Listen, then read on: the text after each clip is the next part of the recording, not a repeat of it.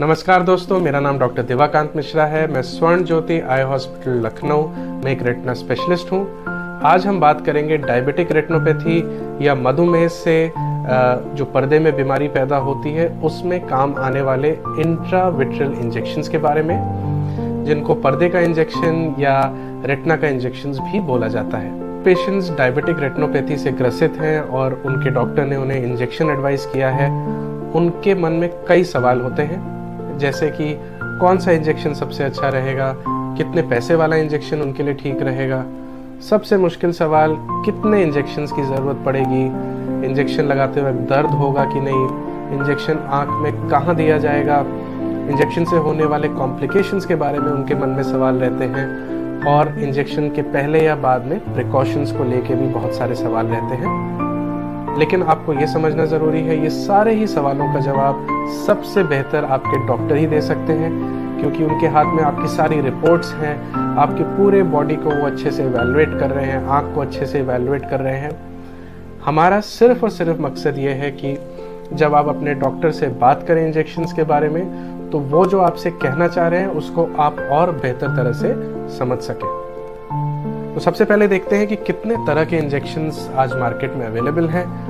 Main दो class के injections हैं, एक जिन्हें हम बोलते हैं एंटी VEGF इंजेक्शंस, जिसमें कई सारे इंजेक्शंस हैं, बहुत ज़्यादा भीड़ है इंजेक्शंस के मार्केट में, और दूसरा एक है स्टेरॉयड इंजेक्शन। तो इंट्राविट्रियल इंजेक्शन में भी 4 मुख्य तरह के इंजेक्शंस अवेलेबल हैं।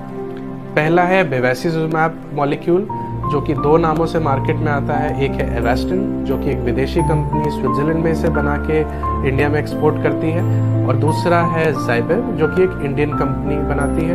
तो इंडियन वाला विदेशी कंपनी से थोड़ा सस्ता पड़ता है। ये इंजेक्शंस बाकी सारे इंजेक्शंस से काफ़ी सस्ते पड़ते हैं। इसका जो प्राइस है वो वैरी करता है 5,000 से लेके 10 या 12,000 के बीच में। इसका मेन कारण ये है कि ये एक बड़ी 4 ml की वाइल में आता है, जिससे निकाल के कई इंजेक्शंस बनाए जाते हैं या कई पेशेंट्स को दिया जाता है। जो इसका फ़ायदा है वही इसका नुकसान भी है, कि जब कई पेशेंट्स को एक ही इंजेक्शन से लगाया जा रहा है तो उसमें इन्फेक्शन का थोड़ा चांस ज़्यादा होता है। दूसरी इसके साथ प्रॉब्लम ये है कि ये गवर्नमेंट के द्वारा अप्रूव नहीं है इस कंडीशन के लिए। इसके बावजूद डॉक्टर्स इसको देते हैं। कारण ये है कि ये सस्ता पड़ता है। तो अगर आपके लिए कॉस्ट एक बहुत बड़ा फैक्टर है तो आप इस इंजेक्शन को चुनें। जो नेक्स्ट क्लास है इंजेक्शंस की, वो रैनिबिजुमैब मॉलिक्यूल के नाम से आती है, और उसमें सबसे ज़्यादा पॉपुलर है एसेंट्रिक्स। ये भी एक स्विट्ज़रलैंड बेस्ड कंपनी बना के इंडिया भेजती है, इसलिए थोड़ा महंगा पड़ता है। ये तकरीबन 25 से 30,000 के बीच में इसकी कॉस्ट पड़ेगी आपको। ये तो एक ओरिजिनल मॉलिक्यूल है। इसी की कॉपी कई इंडियन कंपनीज अब बनाने लगी हैं, और ये कई नामों से आता है, जैसे रानियाइज, ओसीवा, राजुमैब।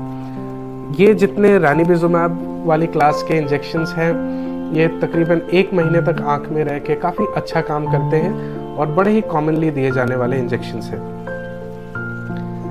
नेक्स्ट जो इंजेक्शन आता है वो आइलिया के नाम से मार्केट में अवेलेबल है, और इसमें मॉलिक्यूल है एफ्लिबर्सेप्ट। ये बहुत ही अच्छा मॉलिक्यूल है, पिछले जितने मॉलिक्यूल्स की बात की है उनसे बेहतर है, बट ये उसी हिसाब से महंगा भी पड़ता है। करीब 65,000 रुपये का, 60 से 65,000 रुपये के बीच में ये मार्केट में अवेलेबल है। इसकी खासियत एक और है कि ये तकरीबन 2 महीने तक आँख में रह के काम कर सकता है। इसके अलावा एक नया इंजेक्शन आया है मार्केट में कुछ सालों पहले, जिसको पेगेनेक्स के नाम से है, और ये ब्रोलिसिजुमैब मॉलिक्यूल है इसमें। ये भी 2 महीने तक आँख में रहता है या कभी कभी ज़्यादा। ये भी अच्छा काम करता है, बट थोड़ा नया इंजेक्शन है ये। जो स्टेरॉइड बेस्ड इंजेक्शन है वो आता है डेक्सामेथासोन इम्प्लांट के नाम से, जिसे ओजोडेक्स कहते हैं। ये एक लिक्विड दवा होने के बजाय एक इम्प्लांट की तरह से होता है, और आँख में इसको इंजेक्ट किया जाता है, और धीरे धीरे करके ये 3 से 4 महीने तक आँख में अपना एक्शन देता है। इसके साथ 2 दिक्कतें हैं। ये मोतियाबिंद कर सकता है, तो जिन पेशेंट्स में अभी मोतियाबिंद का ऑपरेशन नहीं हुआ है उसमें हम थोड़ा अवॉइड करते हैं। और दूसरा है कि ये ग्लोकोमा भी कर सकता है। तो जो पेशेंट ये इंजेक्शन ले रहे हैं उनको ये देखना है कि उन्हें ग्लोकोमा है कि नहीं, और इंजेक्शन देने के बाद कुछ समय के अंतराल पे उनके प्रेशर की जांच होनी चाहिए।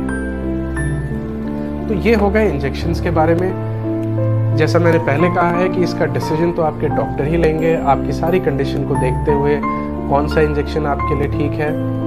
अगर मुझसे पूछा जाए, मैं अपने पेशेंट्स को हमेशा यही कहता हूँ कि अगर आपको आपकी क्लास ऑफ ड्रग बता दिया गया है कि आपके लिए स्टेरॉइड ठीक रहेगा या एंटी-VEGF, तो उसमें आप वो इंजेक्शन चुने जो आपके लिए सबसे ज़्यादा किफ़ायती हो, क्योंकि ये इंजेक्शंस कई बार लेने की ज़रूरत पड़ सकती है।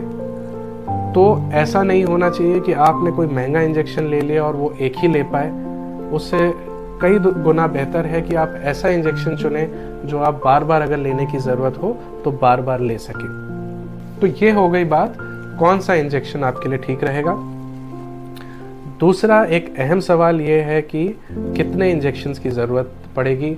देखिए, ये कहना किसी भी डॉक्टर के लिए बहुत मुश्किल है, क्योंकि जो शुगर की बीमारी है वो आपके शरीर से आ रही है और आँख के डॉक्टर के हाथ में सिर्फ और सिर्फ आपके आँख में पैदा हुए सूजन या ब्लीडिंग को ही ट्रीट करना है।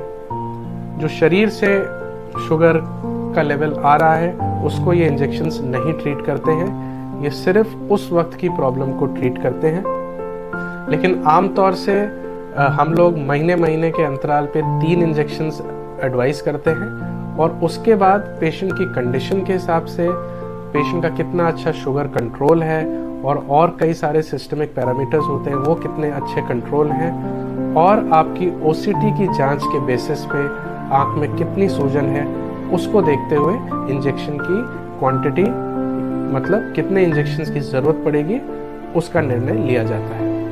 तो एक नंबर बताना किसी भी डॉक्टर के लिए मुश्किल है, लेकिन अगर आप अपने शुगर को अच्छे से कंट्रोल करेंगे, बाकी अपने haemoglobin, blood pressure, cholesterol, kidney के फंक्शन को, ये सारी चीज़ों को ठीक रखेंगे, तो कम से कम इंजेक्शन में आपकी आँख सुरक्षित रहेगी। फिर एक सवाल आता है कि क्या ये इंजेक्शन पेनफुल होते हैं। देखिए, एक एक्सपीरियंस इंजेक्टर के हाथ में, एक एक्सपीरियंस डॉक्टर के हाथ में आपको बिल्कुल भी पेन महसूस नहीं होगा। ज़्यादातर पेशेंट्स जो हमारे ओटी में रहते हैं उनको महसूस ही नहीं होता है कि इंजेक्शन लगाया गया है। तो ये अगर सही तरह से इंजेक्शन लगाया जाए तो ये पेनफुल नहीं होता है। सही तरह से लगाने के बावजूद कई बार इंजेक्शन में कुछ और कारणों की वजह से पेन हो सकता है, लेकिन उसके बारे में बिल्कुल भी चिंता करने की ज़रूरत नहीं है। बहुत हल्का सा पेन होता है जो कि कुछ ही सेकंड के लिए रहता है। एक और सवाल पेशेंट के मन में रहता है कि इंजेक्शन कहाँ पे दिया जाता है। जो ये काली पुतली है, इससे करीब 3 मिलीमीटर या 4 मिलीमीटर के डिस्टेंस पे इंजेक्शन को दिया जाता है, जिससे कि डायरेक्टली विट्रस कैविटी में वो इंजेक्शन आपका पहुंच सके और अपना ज़्यादा से ज़्यादा एक्शन दे सके। फिर पेशेंट्स के मन में सवाल रहता है कि इंजेक्शन से पहले या उसके बाद में क्या प्रिकॉशंस की ज़रूरत है। देखिए, पहले कोई खास प्रिकॉशन की ज़रूरत नहीं है, सिर्फ आपको अपना शुगर कंट्रोल रखना है। इंजेक्शन के बाद में तकरीबन 1 हफ्ते तक ज़्यादातर डॉक्टर्स आपको आँख को छूने को मना करेंगे या आँख में किसी भी तरह का पानी जाने से मना करेंगे। उसके अलावा आपको एक एंटीबायोटिक ड्रॉप दी जाएगी जो 3 से 4 बार 1 हफ्ते तक डालनी है। कोशिश करें कि कोई भी पुरानी ड्रॉप जिसमें कोई इन्फेक्शन हो सकता है उसको इस दौरान अवॉइड करें। एक सवाल पेशेंट्स के मन में और रहता है कि क्या साइड इफ़ेक्ट्स हो सकते हैं इंजेक्शन के।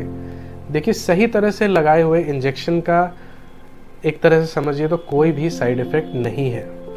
कभी कभी इंजेक्शन अगर गलत तरह से दिया जाए तो आँख में ब्लीडिंग हो सकती है या पर्दा फट सकता है या मोतियाबिंद बनने का भी चांस रहता है, लेकिन कोई भी एक्सपीरियंस सर्जन के हाथ में ये कॉम्प्लिकेशंस बहुत ही कम होते हैं। ऐसा समझिए कि 1000 पेशेंट में 1 पेशेंट को इस तरह के कॉम्प्लिकेशन होता है, तो उसके बारे में बिल्कुल चिंता करने की ज़रूरत नहीं है, बिकॉज ये बहुत ही महत्वपूर्ण इलाज है आपकी आँख को डायबिटिक रेटिनोपैथी से बचाए रखने के लिए। तो दोस्तों, बहुत बहुत धन्यवाद ये वीडियो सुनने के लिए। अगर आपके मन में कोई भी सवाल है तो आप मुझे डायरेक्ट मैसेज कर सकते हैं या नीचे कमेंट में लिख सकते हैं। मैं पूरी कोशिश करूंगा कि सारे सवालों का डिटेल में रिप्लाई करूं। Thank you so much.